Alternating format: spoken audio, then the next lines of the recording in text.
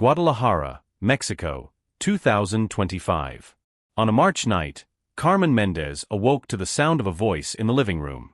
It was 3:33 in the morning. As she descended the stairs, she found her son Santiago, only 4 years old, sitting in front of the turned-off television, eyes closed, reciting words that chilled her to the bone. "And I saw a beast rising from the sea, with 7 heads and 10 horns, and on its horns 10 diadems, and on its heads a name of blasphemy." The child's voice was clear, precise, without any hesitation. Carmen felt her legs weaken. "Santiago, my son, what are you saying?" The child slowly opened his eyes. There was something different in his gaze. Something ancient. It's Revelation 13, verse 1. "Mom, they showed it to me last night." "Who showed it to you?" Carmen trembled as she knelt before her son. "The angels told me I must tell what's happening, that the man with golden hair who returned to power is fulfilling the scriptures, that everything he does was written 2,000 years ago." Carmen knew exactly who her son was referring to. Donald Trump had returned to the presidency of the United States just 2 months earlier, in January 2025, and the entire world was talking about his controversial decisions. But how could a 4-year-old child make this connection? "Santiago, you can't read. You've only been to church twice. How do you know this verse?" The child looked at her with a seriousness that didn't match his age. "Because they told me, Mom, and they told me more, things that will happen soon, things that are already written in the Holy Book." Carmen embraced her son, feeling his small body tremble. But it wasn't fear that Santiago felt, it was urgency, as if he carried a message the world needed to hear. "Mom," the child whispered against her chest. "He's not the villain. He's just a piece. All of this is part of the divine plan, and I have to tell people the truth before it's too late." And this was only the beginning of a more disturbing revelation that would change the way millions perceived current events, the impossible verses, the knowledge he shouldn't have. The next day, Carmen called her husband Roberto at work. "You need to come home now. It's urgent." Her voice trembled in a way Roberto had never heard before. When Roberto arrived, he found Santiago sitting at the dining table, surrounded by sheets of paper. But what he saw on those sheets left him breathless. The child had written, in shaky but legible handwriting, entire Bible verses in Spanish and English. "Roberto, our son is 4 years old, he's just learning to write his name," Carmen whispered, tears in her eyes. Santiago looked up. "Dad, you have to listen to me. It's very important." The seriousness in his voice was unsettling. In Daniel, chapter 7, verse 25, it says the little horn will speak words against the Most High and change times and the law. President Trump is doing exactly that. Roberto froze. "How do you know this, son?" "They showed it to me in my dreams. Every night I see things. I see the man with golden hair signing papers. I see nations dividing. I see people fighting in the streets, and I see it's all connected to the prophecies." Carmen picked up one of the sheets. Santiago had written Revelation 13, verse 5. "And it was given a mouth speaking great things and blasphemies." Below, in his childish but clear handwriting, he had written, "The man speaks a lot on the networks, he says great things. People love him or hate him. There is no middle ground. It's the sign." "My God," Roberto murmured. "Are you saying Trump is the Antichrist?" Santiago shook his head firmly. "No, Dad, that's what people don't understand. He's not the Antichrist, he's the forerunner. He's preparing the way. He fulfills prophecies without knowing he's doing it. He's a piece on God's chessboard." The parents looked at each other terrified, because the most frightening thing wasn't what Santiago was saying, but the absolute clarity with which he said it, as if he truly knew something the rest of the world didn't yet understand. And this was only the beginning of the revelations to come. Carmen knew they needed help, not psychological help, but spiritual. She contacted Father Miguel Torres, a Jesuit priest known in Guadalajara for his deep knowledge of theology and biblical prophecies. "Father, my son is saying things he can't possibly know. You need to listen to him." Father Torres arrived 3 days later. He was a 65-year-old man with decades of experience in the church. He had seen it all, or so he thought, but nothing had prepared him for Santiago. The child entered the living room where the priest waited. Without greetings, without introductions, Santiago spoke directly. "You don't believe it's real, Father? You think it's a child's fantasy or a trick by the parents?" Father Torres felt a chill. I didn't say that, son. You didn't say it, but you thought it. Santiago sat across from him. Let me show you something. Revelation, chapter 17, verse 10. You can read it. Father Torres took out his Bible and found the passage. They are also 7 kings. 5 have fallen, 1 is, and the other has not yet come. And when he comes, he must remain for a short time. Santiago nodded. Trump is the 7th. The 5 who have fallen are the presidents before him who changed the world. Roosevelt, Kennedy, Nixon, Reagan, Clinton. The 6th was Obama. Trump is the 7th who came, left, and returned. And his time will be short this time. Father Torres paled. He had never heard this interpretation, but it had a frightening logic. And what comes next?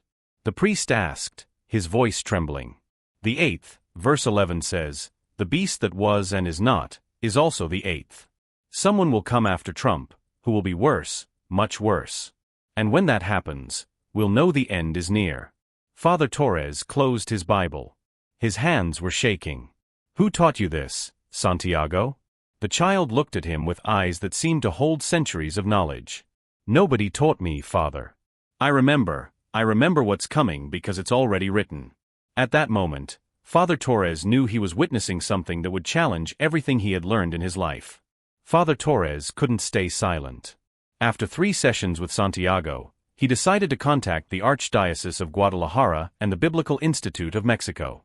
What the child was revealing was too specific, too coherent to ignore. A week later, Santiago sat before a panel of 5 theologians and 2 child psychologists. The session was fully recorded. Santiago, began Dr. Sofia Ramirez, a specialist in child development.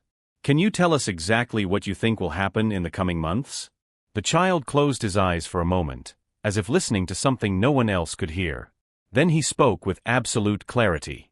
In April, President Trump will sign an agreement with 7 nations in the Middle East. He'll say it's a peace deal, but it won't be real peace. It will be the fulfillment of Daniel 9, verse 27. And for 1 week, he will confirm the covenant with many. The theologians exchanged nervous glances. One of them, Dr. Ernesto Villalobos, a specialist in apocalyptic prophecies, leaned forward. Santiago, how do you know it will be in April specifically? Because they showed me. I saw the date in my dream, April 18th, 2025. I saw the president with 7 leaders signing golden papers, and I saw that afterward, something very bad will happen in Israel. Dr. Ramirez tried to maintain her professional skepticism, but the precision of the statements was unsettling. What else did you see? I saw that 3 months after the signing in July, there will be an event in Jerusalem, something that will make the whole world talk about war. And I saw that President Trump will say he brought peace, but in reality, he opened a door that cannot be closed. Father Torres, observing from the back of the room, felt a knot in his stomach, for he knew that in less than a month, the world would find out if this 4-year-old's words were true, and the weight would be unbearable. April 18th, 2025, arrived faster than anyone expected. Carmen kept a marked calendar in the kitchen, counting each day with growing anxiety. Father Torres called daily to check for new revelations. That morning, Santiago woke up early, entered his parents' bedroom, and said simply, "Today is the day. Turn on the news." At 10:47 in the morning Mexico time, all news channels interrupted their regular programming. President Donald Trump appeared at the White House, surrounded by the leaders of 7 nations: Israel, Saudi Arabia, the United Arab Emirates, Bahrain, Morocco, Sudan, and Jordan. "Today," announced Trump with his characteristic confident tone, "we are signing the most important peace agreement of the 21st century. The expanded Abraham Accord will bring prosperity and security to the entire Middle East for the next 7 years." Carmen dropped the remote. Roberto stood still. On the screen, exactly as Santiago had described, 7 leaders signed documents with golden covers. 7 nations, Carmen whispered. "My God," she said, 7 nations. The phone rang. It was Father Torres. His voice trembled. "Are you seeing this? Are you seeing what's happening?" Santiago sat on the floor, watching the television with a serene expression. When his parents looked at him, he simply said, "Now wait for July, what's coming will be worse." In the hours that followed, the video of the press conference went viral. Millions around the world celebrated the historic agreement. But in Guadalajara, in a modest home, a family knew something the rest of the world didn't yet understand. This was not the beginning of peace. It was the beginning of something much larger, something prophesied 2,000 years ago, and a 4-year-old child was the only one who saw the full pattern. Dr. Villalobos arrived at the house that same afternoon. "We need to document everything," he said urgently. Santiago just predicted a specific event with an exact date, and it came true. "It's impossible." But Santiago only smiled sadly. "It's not impossible, Doctor. It's inevitable. Everything is written. It always has been." Over the next 2 months, Santiago became quieter. He constantly drew images of temples, fire, angry crowds. Carmen kept every drawing, feeling they were pieces of a terrifying puzzle. Father Torres organized weekly meetings with theologians from across Latin America. The news of Santiago's fulfilled prediction had spread in religious circles. Some called him a prophet, others, more cautious, called him simply the child who knew. "What else do you see, Santiago?" Dr. Villalobos asked at each session. The child closed his eyes. "I see the Temple Mount. I see a man in a uniform entering where he shouldn't.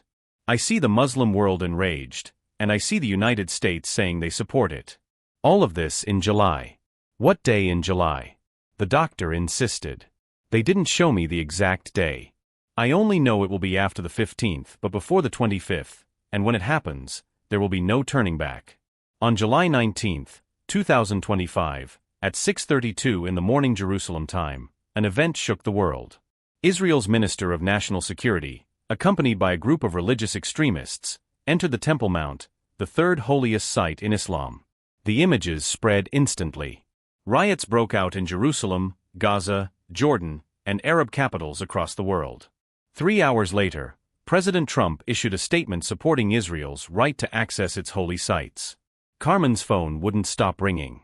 Journalists, researchers, curious people, all wanted to talk to Santiago, but the child was in his room crying. "Why are you crying, my son?" Carmen asked, embracing him. "Because I saw what comes next, Mom. I saw the war, I saw the suffering. And even though I know it's part of the plan, it hurts to know people won't listen. It hurts to know this could all be stopped if they just believed." Roberto entered with the phone. "It's CNN in Spanish. They want an interview." Carmen looked at her husband, then at her son. Santiago nodded slowly. "It's okay, Mom. It's time for the world to know. The truth can't be hidden anymore." The interview was scheduled for July 28 at the CNN in Spanish offices in Mexico City. Carmen, Roberto, and Father Torres accompanied Santiago. The child wore a simple white shirt and black pants. He looked smaller than ever, sitting on the studio couch. Journalist Adriana Mendez, a professional with 20 years of experience, later admitted it was the most unsettling interview of her career. "Santiago, many say you predicted the peace agreement on April 18th. Is that true?" The child nodded. "Yes, ma'am, but I didn't predict it. I just said what they showed me, what was already written in the Bible." "And who showed it to you?" "God's angels. They come in my dreams and show me things. They show me that everything happening was prophesied long, long ago." Adriana leaned forward. "And what else did they show you?" Santiago closed his eyes for a moment. When he opened them, there were tears. "They showed me a great war is coming. Not now but soon. They showed me that President Trump thinks he's doing something good, but without knowing it, he's opening the gates of the apocalypse, and they showed me that someone worse will come after him." "Who will come after him?" "They didn't tell me the name, only that it will be someone people will love at first, someone who will promise true peace, but in reality, will bring the end." The broadcast reached 3 million viewers live. Social media exploded. Some called Santiago a modern prophet, others accused him of being manipulated by his parents or extremist religious groups. But one thing no one could deny was the absolute seriousness in the eyes of this 4-year-old child. There was no doubt, no hesitation, only a terrifying certainty. At the end of the interview, Adriana asked one final question. "What do you want people to do with this information?" Santiago looked at her directly. "To read the Bible, to prepare spiritually, and not to be afraid, because all this must happen so something better can come. Pain comes before birth, and the world is about to give birth to something new. After the televised interview, the Vatican spoke out, not directly about Santiago, but the Pope issued an unusual statement. In these times of confusion, let us remember that the Lord's ways are mysterious, and true prophecy always calls for conversion, not fear. Dr. Villalobos and a team of 5 theologians worked for weeks analyzing every statement Santiago made. What they discovered left them speechless. "Look at this," the doctor said at a meeting with the child's parents. He unrolled a complex diagram on the table. Santiago mentioned 7 specific biblical passages. When we connect them chronologically to current world events, they form a perfect pattern. He pointed to the diagram. Daniel 9, verse 27, is tied to the April Agreement. Revelation 13, verse 5, is about Trump's communicative style. Daniel 7, verse 25, speaks of changing times and laws, which Trump has done with several executive orders. Revelation 17, verse 10, describes the sequence of world leaders. But here's the most unsettling part, Dr. Villalobos continued. Santiago mentioned something we didn't catch at the time. He said Trump is the 7th who came, left, and returned. That's exactly what happened. He was president from 2017 to 2021, lost in 2021, and returned in 2025. Carmen felt a chill. What does that mean? It means Santiago isn't just quoting scriptures, he's interpreting them in a way that perfectly matches current reality. And there's more. The doctor pulled out another document. Revelation 17, verse 11 says, "The beast that was and is not, is also the 8th and goes to perdition." What does that mean? Roberto asked. It means that the one who comes after Trump will be someone who was in power before, someone who will return, and according to the prophecy, that will be the real danger. Santiago, who was quietly playing in a corner of the room, looked up. His name starts with an O, and people will think he's the savior, but he's not. The adults froze. "Oh," Father Torres whispered. "Obama." Santiago shook his head. "They didn't let me see more, just the first letter. And that when he returns, the final time will begin. The final revelation. The secret that changes everything." October 2025. 3 months after the interview, Santiago woke up in the middle of the night screaming. Carmen and Roberto ran to his room. The child was sitting on his bed, trembling, eyes wide open, but as if he were still somewhere else. "I saw it, Mom, I saw everything." "What did you see, my love?" "I saw the end of Trump's term. I saw that in 2028 there will be elections, but that before, in 2027, something happens that changes everything. An event in the sky that the whole earth will see. And after that, people will start to believe." Father Torres was called immediately. He arrived with Dr. Villalobos. Santiago told them the full vision. In August 2027, a sign will appear in the sky. It's not an eclipse, it's not a comet, it's something science can't explain. And when it happens, millions will convert. But millions will also turn even further from God. What kind of sign? Dr. Villalobos asked. A cross of light visible from the whole world for 3 days. And during those 3 days, people will have to choose between faith and fear. Father Torres opened his Bible to Matthew 24, verse 30. "Then the sign of the Son of Man will appear in the sky, and all the tribes of the earth will mourn." After that, Santiago continued, Trump will finish his term, and the one who comes after will say he caused the sign, that he's special, and people will believe him. That will be the great deception. Carmen was crying. "Why are they showing this to you? Why to a child?" Santiago looked at her tenderly. "Because adults have already decided what they believe. Their minds are closed, but I'm small. My heart is still open, and God uses the small to confound the great. That's in the Bible too." Dr. Villalobos was frantically taking notes. "Santiago, is there anything we can do? Anything we can change?" The child shook his head sadly. "You can't change what's already written. You can only choose which side to be on when it all begins. And it's already begun. The day Trump returned to power, the seal was broken. There's no going back." December 2025. Santiago turned 5. The visions became less frequent, but his message had already been delivered. Dozens of theologians worldwide were studying his words. Millions followed his story online. Books were being written about the prophet child from Guadalajara. But the most extraordinary thing happened a month earlier. A group of NASA scientists discreetly contacted Dr. Villalobos. They had detected an electromagnetic anomaly that would appear in Earth's atmosphere in August 2027. Something unprecedented that could create light phenomena visible from the entire planet. The exact date Santiago had mentioned. Father Torres organized one last public meeting with Santiago, this time in the Guadalajara Cathedral before 2,000 people. The child climbed the pulpit, so small he was barely visible. "I've come to tell you something important," he began in his childish but clear voice. "Many ask if President Trump is evil. He's not evil, he's just a piece. Like we're all pieces, God moves the chessboard, and we play our roles. What's happening in the world isn't the end. It's the beginning of the end, and that's different. There's still time. Time to change your heart. Time to choose love over fear. When you see the sign in the sky in 2027, don't be afraid. It's an invitation, a last call before the doors close, and every person will have to decide for themselves." Tears streamed down the faces of hundreds in the cathedral. "I've delivered my message. Now my work is done. The visions will go away. I'll be a normal child again. But you'll remember. And when the things I've said start to happen, you'll know God gave you a warning, gave you time." Santiago stepped down from the pulpit and ran into his mother's arms.